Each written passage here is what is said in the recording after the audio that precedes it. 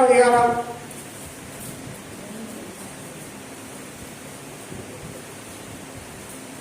21ஆம் வசனம்.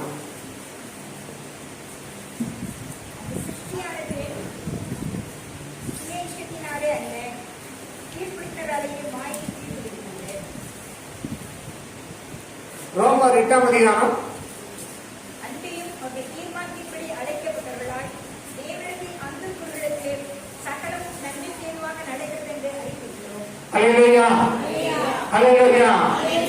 தேவனிடத்தில் அன்பு கூறுகிறவர்களுக்கு சகலமும் நன்மைக்கேதான் நடக்கிறது.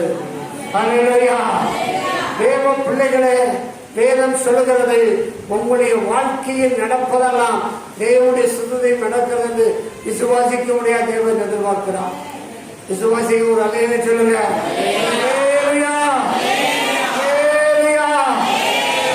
ஆண்டவர் உயர்த்தினால் மாத்திரமே அது தேவன் நம்ம அன்பு கூறாத அர்த்தம் அல்ல. நாம் நெருக்கப்படுகிறதும் தேவனால் அன்பு கூறப்படுகிறோம். அல்லேலூயா.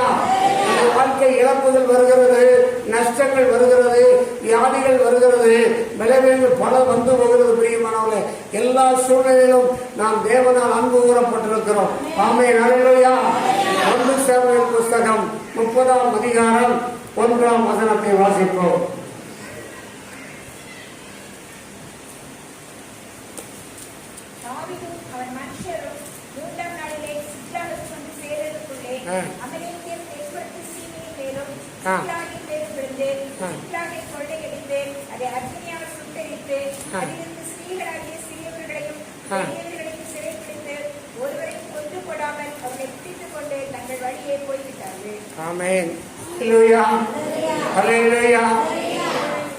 தேவனுடைய பிள்ளையே, தாவீதின் வாழ்க்கையில் நடந்த சம்பவத்தை பாருங்க. சிக்கலாக்கை பிடித்து தீக்கரை ஆக்கி அக்கினியால் எரிச்சு, ஒரு வீடு கிடையாது, ஒரு பொருட்கள் கிடையாது, ஒரு பண்ட பாத்திரங்கள் கிடையாது, ஆடு மாடுகள் அத்தனையும் அழைத்து உயிரோடு இருந்த அவனுடைய மனைவி மார்களையும் பிள்ளைகளையும் சிறைப்படுத்திக் கொண்டு போய்விட்டார்கள். இப்படி ஒரு சோதனையை தாவீது வாழ்க்கையை வருகிறதை பார்க்கிறேன். அவனுடைய சூழ்நிலை ஒரு 6ஆம் வசனம்.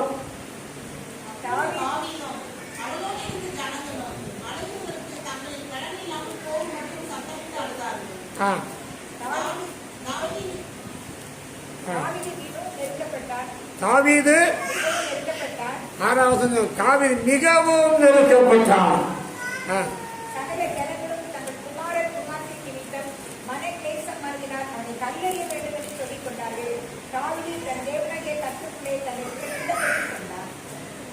அப்போ தாவீது சூழ்நிலை பாருங்க. நெருக்கப்படுகிற நேரங்களிலே அவன் சோர்ந்து போகல.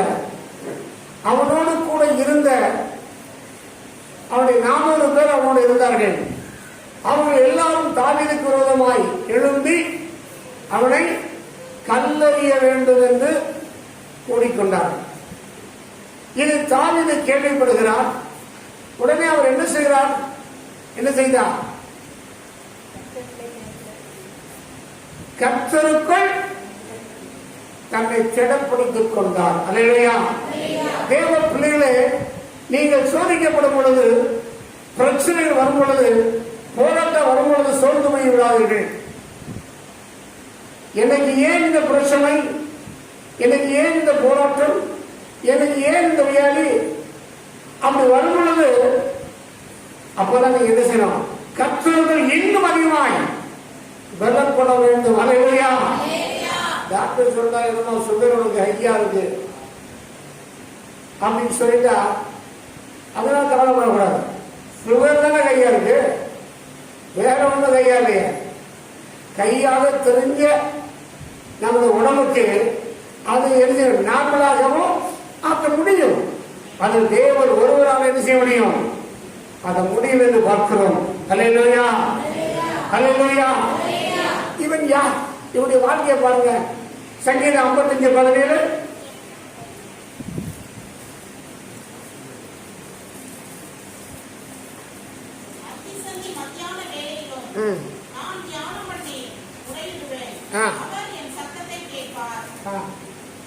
பார்த்தீங்களா? அப்ப அந்தி சந்தி மத்தியான முறையீடு ஜெபிக்கிறவங்க. நம்ம ஒரு நாளைக்கு ஒரு வேளை கூட ஜெபிக்க மாட்டோம். நிறைய வீடுகளில் ஜெபமே இல்லை, குடும்ப ஜெபமே இல்லை, பர்சனல் பிரேயரே இல்லை, தனி ஜெபமும் இல்லை, உபவாச ஜெபமும் இல்லை. எத்தனை குடும்பம் தெரியுமா? நீண்ட நாட்களாக சபை அடைக்கப்பட்டிருந்தது, திறக்க முடியவில்லை, கூடி வர முடியவில்லை. அப்படிப்பட்ட சூழ்நிலைக்கு இன்றைக்கு ஞாயிற்றுக்கிழமை ஆராதனை நடத்த முடியாத அரசாங்கம் உத்தரவிட்டிருக்கிறது. எத்தனை பேர் உண்மையை வந்திருக்கிறோம் பாருங்களேன். நிறைய பேர் வரலையே. அவங்களுடைய ஆசை எப்படி இருக்கு, அவருடைய வாஞ்சை எப்படி இருக்கிறது, அவருடைய தாகங்கள் எப்படி இருக்கு பாருங்களேன். ஐயோ, ஆலயம் திறக்கப்பட முடியவில்லை என்று வேதனைப்பட்ட காலம், திறக்க அனுமதி வழங்கப்பட்டிருக்கிறது. ஆனா எத்தனை பேர் தேடி வருகிறோம் பாருங்களேன். ஆனா மற்றது மேல் தாகம் இருக்கிறது. சொத்து வாங்கணும், வீடு வாங்கணும், கார் வாங்கணும், மற்ற எல்லாம் வாங்கணும் ஒரு வாஞ்சை இருக்கிறது, தாகம் இருக்கிறது. ஆனா கர்த்தரை தேடக்கூடிய ஒரு தாகம் இருக்கிறதா? அது நமக்கு இல்லையே. ஒரு ஜெபிக்கிற மனுஷன், கர்த்தரை தேடுகிற மனுஷன் ஒரு நாள் 3 முறை உரையிடுகிறார். 119 சங்கீதம் 164 வசனம், 119 சங்கீதம் 164 வசனம். உமது நீதி நியாயங்களை நிமித்தம் ஒரு நாளில் 7 தரம் உம்மை துதிக்கிறார். அல்லேலூயா. ஒரு நாளைக்கு எத்தனை துதிக்கிறாரா? 7 தரம் துதிக்கிறேன். அப்படிப்பட்ட தேவனுடைய மனுஷனுடைய வாழ்க்கையில எவ்வளவு நெருக்கம் பார்த்தீங்களா? எவ்வளவு நெருக்கம். தேவ பிள்ளையே, சோதனை நேரத்தில் நீ சோர்ந்து போவாயால் பலம் குறுகிறது என்று வேதம் சொல்லுகிறது. சோதனை நம்மளை அழிக்கிறதுக்கு அல்ல, சோதனை நம்மளை சாதனை படைக்க வருகிறது. அல்லேலூயா. வியாதி வந்துருச்சேன்னு கவலைப்படக்கூடாது. என் ஆண்டவர் வியாதி சுகமாக்கிற ஒரு வரத்தை, ஒரு வல்லமையை வேதத்தில் வைத்திருக்கிறார்.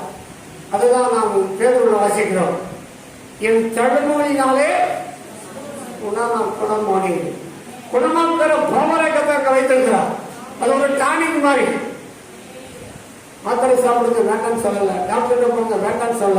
அதோட உங்க வார்த்தையை உங்க உள்ளத்துல எப்பளும் வைத்திருப்பேன் சொன்னால் நீங்கள் சாப்பிடுகிற மாத்திரைகளும் மருந்து சுகத்தை தான் கொடுக்க முடியுமானவங்க. இல்லையா?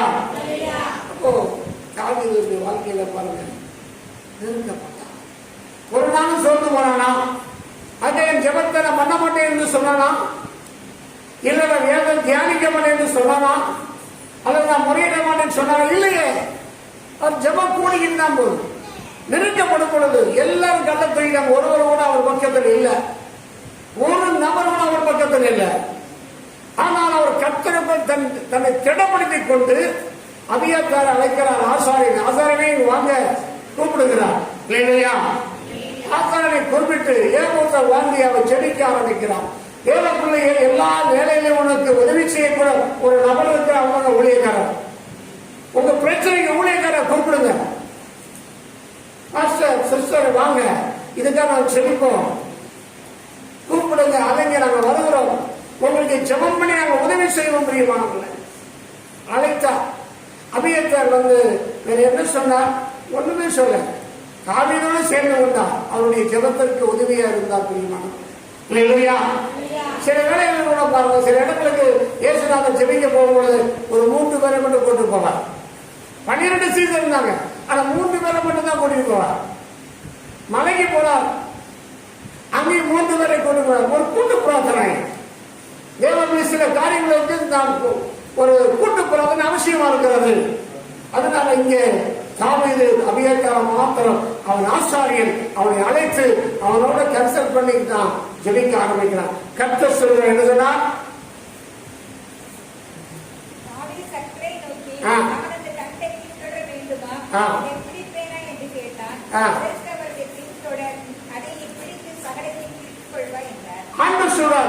ஆண்டவரே, இழந்து போனேன், மகனை இழந்து போனேன், பிள்ளைகளை இழந்து போனேன், என் மனைவிமாரெல்லாம் போயிட்டாங்க, என் கூட இருக்கிற சகோதரோட மனைவிகளும் போயிட்டாங்க, என்ன செய்ய ஆண்டவரே? அந்த பின்தொடரை தொடர வேண்டும் என்று அவன் கேட்கிறான். ஆண்டவர் சொல்றார், தாவீதே நீ போ, அடுத்து நீ சகலத்தையும் திருப்பிக் கொள்வாய். அல்லேலூயா, அல்லேலூயா. தேவ பிள்ளையே, சோதனையில இழந்து போன காரியங்கள் திரும்பி வரும், கர்த்தர் தருவார். ஆனா நீ என்ன செய்யணும்? ஜெபிக்கணும், கர்த்தரை தேடணும். சொன்ன ஆண்டவர் சொல்லிதான் இருப்போம், நீ போ திருப்பிக் கொள்வார். எங்க போறது? அந்த பிடித்து கொண்டு போன எந்த பக்கம் போனா?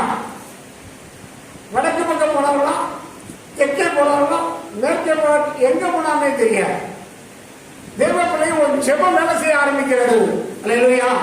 நீங்க பண்ண உபவாசம் வேலை செய்ய ஆரம்பிக்கிறது, கர்த்தரை தேர்ந்தது வேலை செய்ய ஆரம்பிக்கிறது. அந்த நேரத்தில் என்ன தெரியுமா? உபவாசனம். அப்பொழுது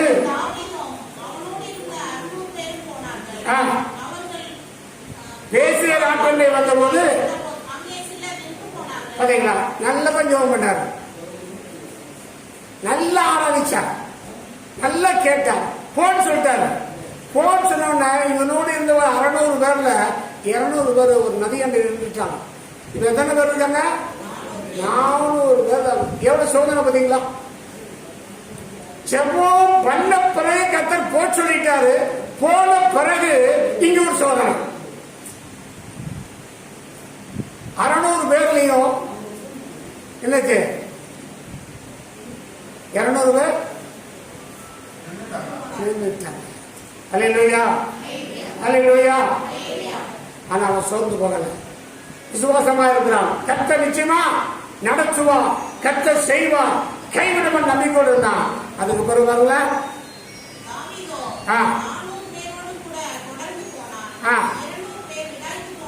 பாத்தீங்களா, இங்க ஒரு 200 பேர் அவுட்டு, அங்க 600 200 400, 400 200 அவுட்டு. எவ்வளவு சோதனை பாத்தீங்களா? கர்த்தர் தான் பேசினாரா? கர்த்தர் தான் சொன்னாரா? அவர் செஞ்சியே நம்ம செஞ்சோம். ஒரு சோதனை. கர்த்தர் சொன்னா செய்வா. அதே சமயத்தில் ஏன் அப்படி செய்யறான்னா, 600 பேரோட போனா எழுதுவான், நான் 600 போய் போர் செய்து வெற்றி பெற்றேன், என்னுடைய திறமை என்று அவன் சொல்லுவான் அல்லவா? அதற்காக ஒரு 200 அவுட்டு, வெறும் 200 பேர் மட்டும் போனாங்க. அல்லேலூயா. அடுத்து பாருங்கள, 11 வசனம்.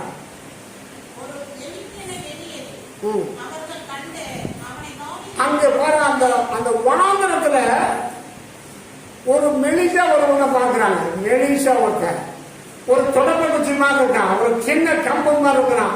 அவன் சாப்பிட்டு 3 நாள் நடக்க முடியல, தள்ளாடி தள்ளாடி தள்ளாடி தள்ளாடி வருகிறான். அவனை இவர்கள் பார்க்கிறார்கள். ஏதோ ஒரு மனுஷன் வருகிறார் இந்த காட்டுக்குள்ளே, இந்த வனாந்தரத்துல, யாரும் இல்லாத இடத்துல என்று அவன் யோசிக்கிறான். உடனே தாவீதுடைய கண்கள் அவன் மேல் விழுகிறது. அல்லேலூயா, அல்லேலூயா. அந்த 200 தாவீதின் கண்கள் அவன் மேல் விழுந்தது. தாவீதுக்கு ஒரு ஏவுகணை ஏற்படுது. வாசிங்க. அவனை கண்டு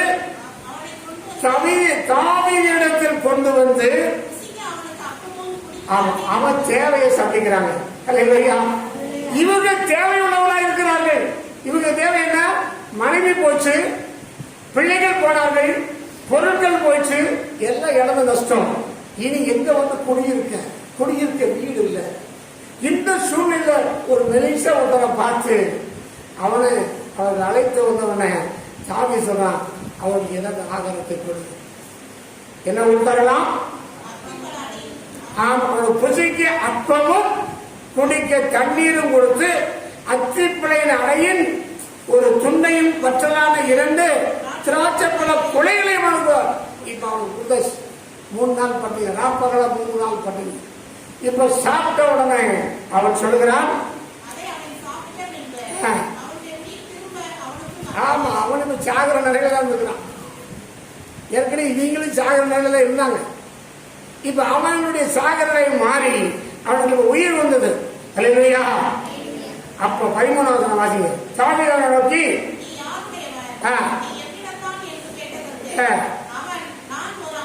நான் ஒரு அவன் சொல்றான், இங்க எகிப்துக்கார நான் அமலேக்கியனுடைய கூட்டத்தை சேர்ந்தவன் சொல்றான். அமலேக்கியன்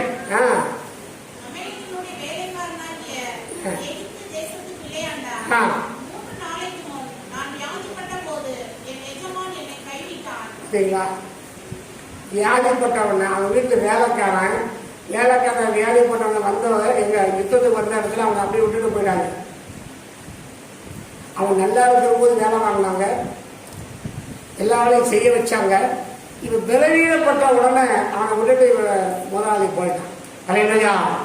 இந்த சூழ்நிலையை உருவாக்குற என் தேவன் பிரியமானவர்கள். அல்லேலூயா. ஆனால் அவனை கொண்டுதான் அந்த தண்டுகளை பின்தொடர்ந்து போகிறான். அவனுக்கு தெரியும், அவனுக்கு விஷயத்தை கேட்கிறான். அதெல்லாம் நிறைய நேரம் போகும். விஷயத்தெல்லாம் கேட்டு எல்லாம் ஏற்றுக்கொண்டு வாங்கி கொண்டு அவனை கேட்கணும். அவன் சொல்றான், உடனே தண்டுகளை அவன் பின்பற்றி போகிறான். ஏன் பிள்ளையே, இழந்து போயிருக்கிறாயா? நஷ்டப்பட்டு இருக்கிறாயா? கடன் வந்து கடனால கஷ்டப்படுகிறாயா? என் தாவீதை போல நீங்களும் நானும் ஆராதிக்கிற தேவன் ஒரு தாவீதை உதாரணமா வைத்திருக்கிறார். அந்த தாவீது ஒரு செபிக்கிற வீரன். அந்த தாவீது ஒரு நாளைக்கு 3 முறை முறையிடுகிறவர், 7 முறை துதித்து பாடுகிறவர். அவரை போல மாறுங்களேன். அப்படி செபிக்க ஆரம்பித்தவுடனே என்ன நடந்தது தெரியுமா? இப்பொழுது யாரோ ஒரு பிள்ளையாண்டன் கிடைக்கிறான். அந்த பிள்ளையாண்ட மூலமே தண்டை தொடர்வதற்கு வழி கிடைக்கிறது, வாய்ப்பு கிடைக்கிறது. அல்லேலூயா. தேவனே, நீங்கள் சோர்ந்து இருக்கும் போது கர்த்தர் வாய்ப்புகளை உண்டாக்குவார், வழிகளை உண்டாக்குவார். யாரை கொண்டாது யார் மூலமாவது வாய்ப்பை கர்த்தர் நிச்சயமாய் கிடைக்கும்படி செய்வார். அல்லேலூயா, அல்லேலூயா. அந்த சிறுவனை மாத்திரம் பார்த்திருந்து இவர்களும் ஒதுக்கிவிட்டு போயிருந்த அந்த வழி கிடைச்சிருக்கார். அவன் அந்த சிறுவனை இவர்கள் வினாடினார்கள். யாரப்பா இங்கிருந்து வருகிறார்? அவன் சொல்லுகிறான், தேவ பிள்ளையே, உங்களுக்கு சிறிய ஒரு சந்தர்ப்பம் கிடைக்கலாம், ஒரு சிறிய சூழ்நிலை உருவாகலாம், ஒரு சிறிய நபர்கள் உங்களுக்கு கிடைக்கலாம்.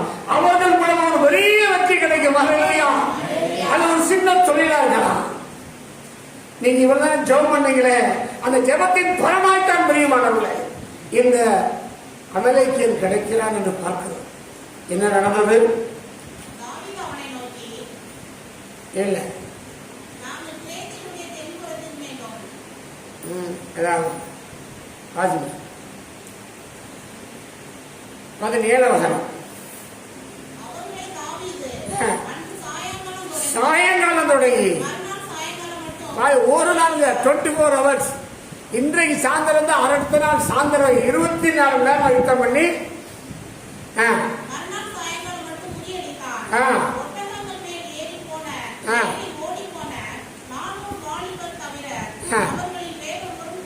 அங்கேயும் 400 பேர் ஓடிவிட்டான்.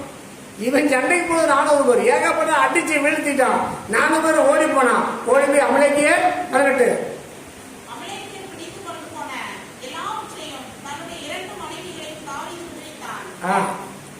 போது அவர்கள் கொள்ளையாடி கொண்டு போன எல்லாவற்றிலும் சிறிதாகிலும் பெரிதாகிலும் குமாரரிலும் குமார்த்தையரிலும் ஒன்றும் குறைவுபடாமல் எல்லாரும் தாவீதை தெரிவித்துக் கொண்டான். அல்லேலூயா. தேவ பிள்ளைய சோதனையில சோர்ந்துகிறார். ஜெபத்தை கூட்டு, ஆராதனை கூட்டு, துதியை கூட்டு, நிச்சயமாய் நீங்க எல்லாத்தையும் திருப்பிக் கொள்வீர்கள். அல்லேலூயா, அல்லேலூயா. ஏன் ஆண்டவர் ரெட்டிப்பாய் கொடுப்பார். இங்க வாசிக்கிறோம், கொள்ளையடிச்சதெல்லாம் கொண்டு வந்து என்ன பண்ணான் தெரியுமா? தாவீது பல நாட்டு மக்களுக்கு கொடுத்தாம, பல நாட்டு மக்கள் கீழே கொடுக்கிறத வாசிக்கிறோம். ஏறக்குறைய 13 கூட்டங்கள் அவனுடைய சொந்தக்காரங்க இந்த ஆசீர்வாதத்தை பகிர்ந்து கொடுக்கிறான். அந்த அளவுக்கு தேவன் ஆசீர்வதிப்பார். அல்லேலூயா. அவன் இழந்தது கொஞ்சம், பெற்றுக்கொண்டது பல தேசங்களுக்கு, பல குடும்பங்களுக்கு, பல கூட்டங்களுக்கு, பல கோத்திரங்கள் கொடுக்க முடியாது பெரிய கொள்ளையை கொடுத்த தேவப்பிள்ளை. இல்லையா? இந்த இழப்புக்காக கவலைப்படாதீங்க, இந்த நஷ்டத்துக்காக கவலைப்படாதீங்க, இந்த போராட்டத்துக்காக, இந்த பிரச்சனைக்காக கவலைப்படாதீங்க. இவை ஒரு பெரிய ஆசீர்வாதத்தை கொண்டு வர போகுது. இல்லையா? ஆனா ஜபத்தை மட்டும் விடாதீங்க. அவன் நெருக்கப்படும் பொழுது என்ன பண்ணான்? கர்த்தருக்கு நாட்கள் தன்னை பலப்படுத்திக் கொண்டார். தேவ பிள்ளையே, என் தேவன் உன்னை ஆசீர்வதிக்க விரும்புகிறார், உன்னை உயர்த்த விரும்புகிறார், மேன்மையாக்க விரும்புகிறார், உன்னை வாழ்க்கையை பண்படாக பெருக்க. ஹல்லேலூயா, ஹல்லேலூயா, ஹல்லேலூயா. ஒரு சமயம் எனக்கு டிபி க்ளோசர் என்று சொல்லக்கூடிய ரத்த பேரி ரத்த வாங்கி வந்தது. அதையும் நற்கலக்கத்தை உதவி செய்தார். இன்னொரு சமயத்துல கேன்சர் என்ற வியாதி வந்தது. அதையும் நற்கல உதவி செய்தார். இன்னொரு சமயத்துல மரபணு கேன்சர் என்று டாக்டர் சொன்னார்கள். அதையும் நற்கல உதவி செய்தார். கடைசியாக வந்தது கொரோனா. அந்த பிப்ரவரி மாதம் 13ஆம் தேதி கொரோனாவால் பாதிக்கப்பட்டு ஆஸ்பத்திரியில் அட்மிட் செய்யப்பட்டேன். என் பக்கத்திலிருந்து அனைவரும் மறித்து போனார்கள். ஆனாலோ கர்த்தர் நிச்சயமனை கொடுத்தார். அல்லேலூயா. நோக்கம் ஒன்று பிரியமானவர்களே, இதை விட அவரை ஆராதிக்கிற தேவன் நம்மை தப்புவிக்க வல்லவராய் இருக்கிறார். அல்லேலூயா, அல்லேலூயா. உங்க ஆராதனையை முடக்காதீங்க, உங்க ஜெபத்தை முடக்காதீங்க, உங்களுடைய உபவாசத்தை முடக்காதீங்க, உங்க துதியை முடக்காதீங்க. அதை கூட்டிக் கொண்டே இருங்க. எல்லாவற்றையும் இருக்கிறோம். அல்லேலூயா. சீனி வியாதி ஒண்ணும் பண்ண முடியல, கேன்சர் ஒண்ணும் பண்ண முடியல, கொரோனா ஒண்ணும் பண்ண முடியல. தேவப்பிள்ளை ஒரு மிகப்பெரிய ஆலயத்தை கட்டுப்படியாக கர்த்தர் சீவனை தந்திருக்கிறார். ஒரு ஆசீர்வாதமான ஒரு ஆலயத்தை, அல்லேலூயா, மிக பிரமாண்டமான ஒரு ஆலயம் விழுப்புரம் தேவை என்று தேவனுக்கு தெரியும். ஆகவே தான் தேவன் சீவனை கொடுத்து வைத்திருக்கிறாரே. உங்களை என்னையும் ஒரு ஜெபிக்கிறதாக வைத்திருக்கிறார். அல்லேலூயா. ஒவ்வொரு மாதமும் 2வது சனிக்கிழமை நமக்கு 12 மணி நேரம் ஜெபம் உண்டு. அதே சமயத்தில் ஒவ்வொரு சனிக்கிழமை 4வது வாரம், ஒவ்வொரு மாசமும் 4வது வாரத்துல ஒரு 12 hours பிரேயர் உண்டு. இடப்பட்ட அப்போது சில பிரேயரை ஆவியாக ஏவுறதெல்லாம் சொல்லுவோம். நீங்க ஜெபத்துக்கு வந்து பாருங்க. என் தாவீது பெற்றுக்கொண்ட அந்த ஆசீர்வாதங்களை போல நீங்களும் பெற்றுக்கொள்வீர்கள். அல்லேலூயா. பாடுதல் வரட்டும் பரவாயில்ல, சோதனை வரட்டும் பரவாயில்ல, போராட்டம் வரட்டும் பரவாயில்ல, அவையெல்லாம் நமக்கு நன்மைக்கு ஏதுவாய் மாறும். ஜெபத்தை மட்டும் குறைக்க விடாதீங்க. வெற்றிப்பாய் பெற்றுக் கொள்வீர்கள். கர்த்தர் உங்களை ஆசீர்வதிப்பார். எங்களுடைய நல்ல பிதாவே, இந்த ஜனங்களை காத்துகிறோம். ஆண்டவரே, கர்த்தருக்கு அன்பு சகலமும் நன்மைக்கு எதுவாய் நடக்கிறது. தாவீது வாழ்க்கையை நடந்தது எல்லாம் நன்மைக்கு எதுவாய் நடந்ததை போல எங்கள் வாழ்க்கையிலும் நன்மைக்கு நடக்கப் போகிறது. நாங்கள் உயர்த்தப்பட போகிறோம், வெற்றிப்பாய் பெற்றுக்கொள்ள போகிறோம். அதற்காக நன்றி. இயேசுவின் நாமத்தில் ஜெபிக்கிறேன் நல்ல பிதாவே. ஆமென்.